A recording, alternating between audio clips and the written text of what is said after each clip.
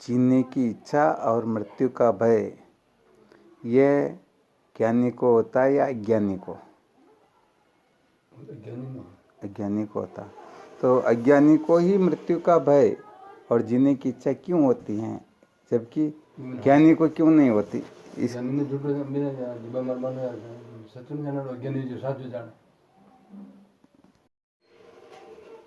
यहाँ पर रहस्य ये है, जो अपने को शरीर समझेगा, तो शरीर जन्मा है तो मरेगा या नहीं मरेगा? बिल्कुल मरेगा। तो अज्ञानी जो है अपने को देह मात्र समझता है, और देह मात्र समझने के कारण, क्योंकि उसे पता है कि देह मरता है, तो समझता है कि मैं भी मर जाऊंगा, इसलिए उसे मृत्यु का भय रहता है। जबकि वास्तव में वो जीना चाहता है। क्या चाहता है? क्योंकि उसका स्वरूप क्या है? मृत्युंजय है। वह सचमुच में कभी मरता ही नहीं है। परंतु वास्तव में बात यही है कि जो अपने को देह समझेगा, उसे जीने की इच्छा होगी और मृत्यु का भी भय होगा। इसके विपरीत देखे, जिनको ठीक ठीक तत्व का ज्ञान हो गया, वो अपने को देह, इंद्रियां, प्राण, मन, बुद्धि आदि से अपने को क्या समझते हैं? अपने को सर्वथा भिन्न समझते हैं। मैं इन सबसे अलग हूँ। अब मैं इन सबसे अलग हूँ, तो जैसे कोई देह का दृष्टा देह से अलग है, तो देह के जन्मने मरने से दृष्टा का तो न कुछ बनता है न कुछ बिगड़ता है। जो देह के साथ में तादात्म्यपन करेगा उसे दुख होगा, और जो देह का दृष्टा साक्षी कुटस्थ आदि का बोधवान होगा वह इस दुख से मुक्त हो जाएगा। तो कहने का मतलब, कोई भी सूत्र बताए तो उस सूत्र के अंतर्गत युक्ति सहित उत्तर हो। भाई इस कारण से अब इस सूत्र को कोई नकार नहीं सकता। जो जो अपने को देह समझेगा उसे जीने की इच्छा भी होगी और मृत्यु का भय भी होगा, और अपने को देह नहीं समझेंगे तो न तो जीने की इच्छा होगी न मृत्यु का भय होगा। जैसे सुषुप्ति अवस्था के अंतर्गत हम अपने आप को न देह समझते हैं और न जीने की इच्छा करते हैं, इसलिए उस जगह भय लालच कुछ होता ही। तो ये एक प्रकार से सूत्र निकल गया कि सचमुच में यदि कोई इससे निर्भय होना चाहता है तो वो बताया ना, जागृत माई सुसुप्ति सी मतवारे की केल, करे चेष्टा बाल जो आत्म सुक्रियो जेल। ऐसी भी उनकी स्थिति होती है। अब इस सूत्र को साधारण रूप से समझने के लिए, यदि ये किसी के समझ में ना आए तो ये बात तो सबके समझ में आ जाती है। जैसे जिस वस्तु पर जिसका अधिकार है वह उसको काम में लेगा, और जिसका अधिकार नहीं है बताओ वह उसका मालिक बनना चाहेगा, तो बताओ उसे सुख शांति मिलेगी या दुख मिलेगा? भैया साधारण बात, संसार में प्राणी मात्र इस बात को जानते हैं कि जो अपनी है वो तो अपनी, पराये की है वो पराये की है।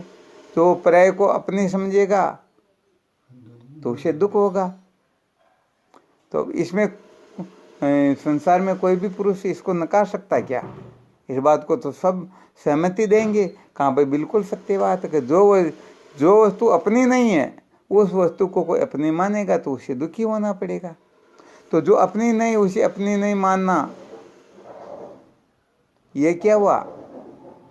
ये समझदारी हो गई। जो अपनी नहीं है उसको अपनी मानना, ये नासमझी हो गई। दुख समझदारी से मिटता है और नासमझी से दुख होता है। तो दूसरों की वस्तु को यदि हम अपने घर में लाना चाहेंगे, मालिक बनेंगे, उस पर अपना दावा जमाएंगे, दावा प्रस्तुत करेंगे, तो सचमुच में उसे अशांत ही होना पड़ेगा, दुखी ही होना पड़ेगा। तो अब इस बात में कोई मना थोड़ी कर सकते हैं। तो बस अब इस जगह पर फिर विचार कर लो, ये शरीर वास्तव में अपना है या नहीं है। यदि अपना हो तब तो कोई दिक्कत की बात नहीं, और यदि पराया हो फिर अपना मानोगे तो दुखी होना पड़ेगा।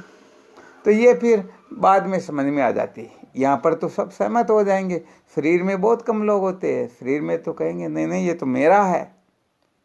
परंतु फिर विचार करके देखो, यदि तुम्हारा है तो फिर बाल को काले से श्वेत मत होने दो। शरीर को बूढ़ा, भाई तुम्हारा ये तो तुम्हारी आज्ञा में रहता, फिर इसको क्यों होने देते हो? तो फिर सूक्ष्म दृष्टि से विचार किया जाएगा तो पता चलेगा ये तो स्थूल देह जो पंच तत्वों की पंचीकरण से इस स्थूल देह की उत्पत्ति होती है, ये वास्तव में मैं नहीं, मेरा नहीं, सत्य नहीं है। तो धीरे धीरे आगे चल करके फिर ये बोध हो जाएगा। हालांकि ये तो भी साधारण बात है, ये तो विवेक की कक्षा है, ज्ञान की कक्षा नहीं है। ज्ञान की कक्षा तो बड़ी विलक्षण होती है, परंतु विवेक की कक्षा में भी बहुत सारा दुख मिट जाया करता है। और जब ये विवेक परिपक्व हो जाता है, ठीक है ना, पूर्ण रूप से परिपक्व हो जाता है, तो यही विवेक हमें सदा सदा के लिए कृतार्थ कर देता है। तो आत्मा अनात्मा का जो विवेक है, ये शरीर मैं नहीं, मेरा नहीं, यहाँ से विवेक प्रारंभ होता है और अद्वितीय आत्म तत्व के यथार्थ बोध पर यह विवेक पूर्ण हो जाता है।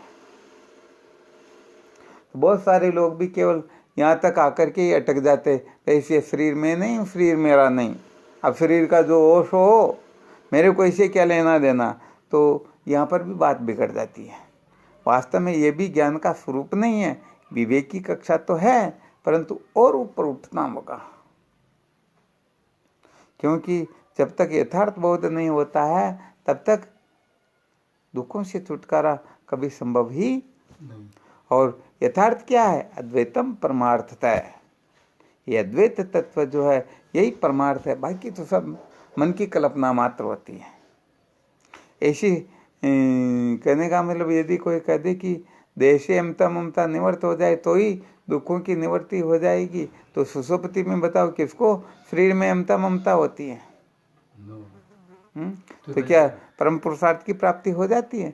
इसलिए इसकी बहुत बड़ी आवश्यकता है कि देह में नहीं, देह मेरा नहीं, परंतु इसी से काम चलने वाला और भी थोड़ा आगे बढ़ना होगा, तब जाकर के हम अपने जीवन को धन्य कर पाएंगे।